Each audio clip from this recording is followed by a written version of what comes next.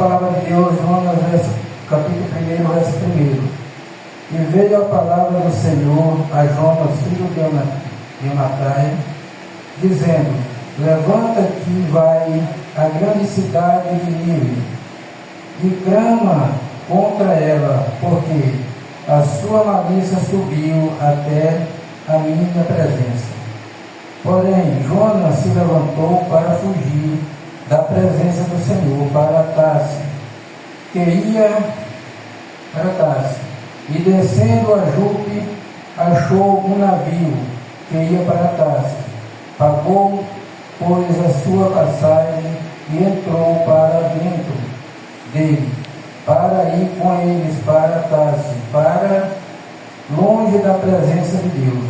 Mas o Senhor mandou ao mar um grande vento e fez-se no mar uma forte tempestade, e o navio estava a ponto de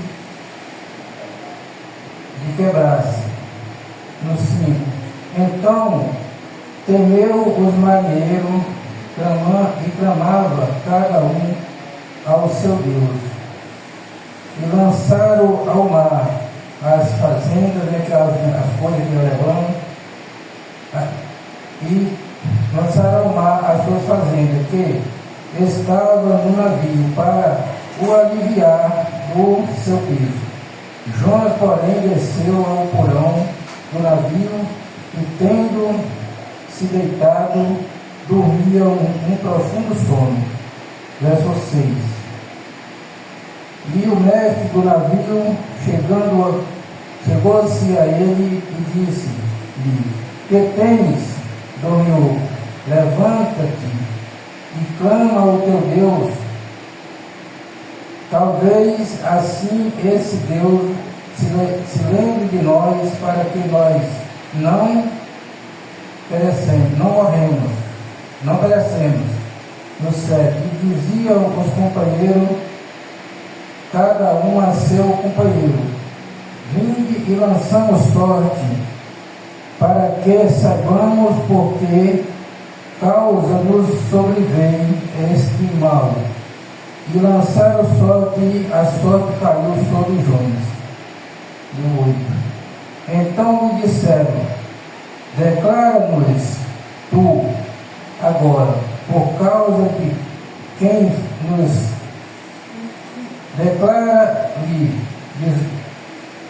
disseram, declara-nos tu agora, por causa de quem nos sobreveio este mal. Que ocupação é a tua? De onde vens? Qual é a tua terra? E de que povo és tu?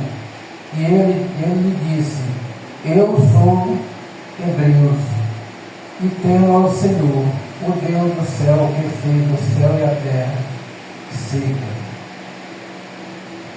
Então estes homens se encheram de grande temor e disseram-lhe: por que fizeste tu isto? Pois sabiam os homens que fugiam da presença do Senhor. Amém? Amém. Amém.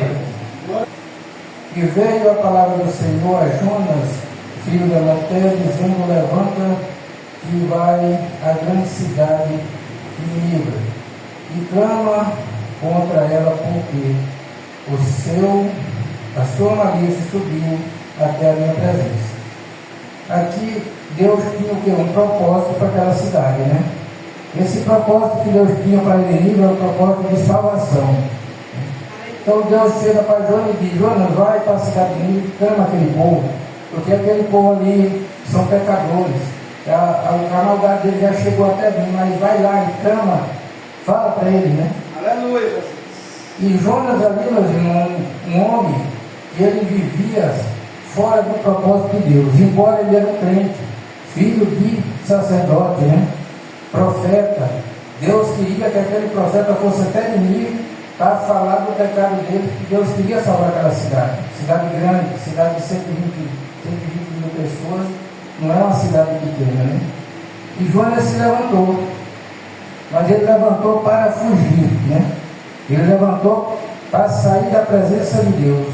Aqui nós vamos aprender o quê? Que quando, meus irmãos, um crente, qualquer pessoa da igreja que é crente, que pensa em sair dos caminhos de Deus, pensa em desistir de fazer a sua própria vontade, quando ele pensa em sair do propósito de Deus, o diabo já prepara o navio.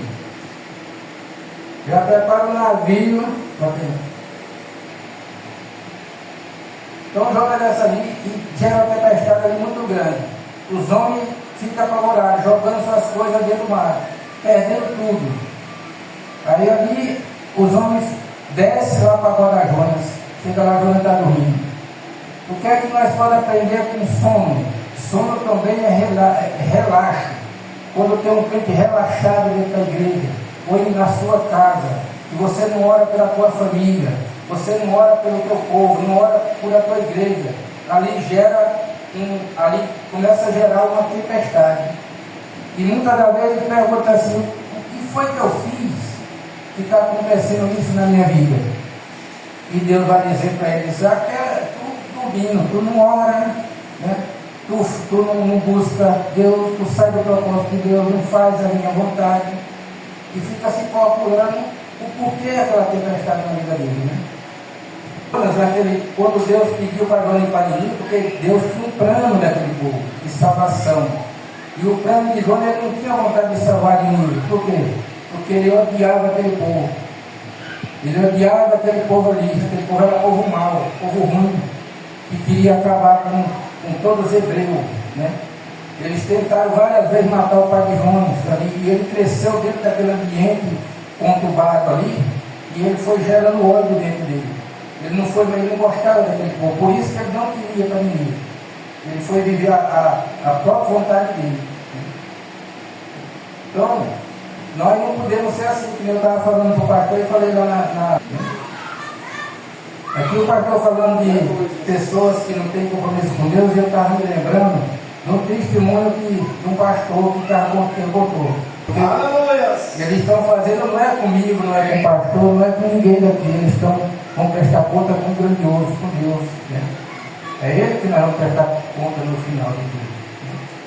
E vindo aqui com a palavra de Deus. Então Jonas ali, ele estava no porão dormindo, porque significa sono. Sono é perda, né? Porque sono é perda. Quando é que eu durmo? Por que eu admiro ali aquela passagem de Jó, que ele orava pelos filhos dele, né?